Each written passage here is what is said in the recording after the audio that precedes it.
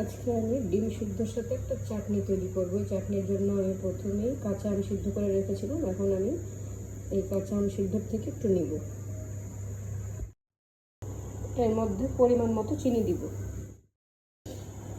এখন আমি একটু রাঁধুনি সরিষার তেল দিব।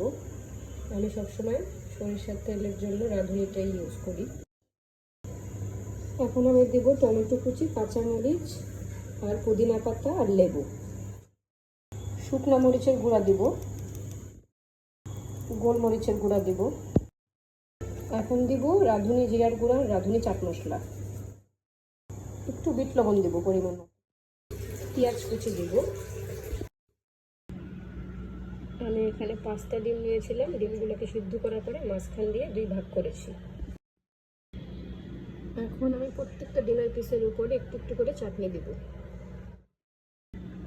প্রত্যেকটা ডিমের পিসের উপরে এভাবে চাটনিটা দিয়ে ফিল করা হয়ে গিয়েছে। আমার এই নতুন চাটনির সাথে, নতুন চাটনির রেসিপির সাথে ডিম সিদ্ধর এই আইটেমটা রেডি।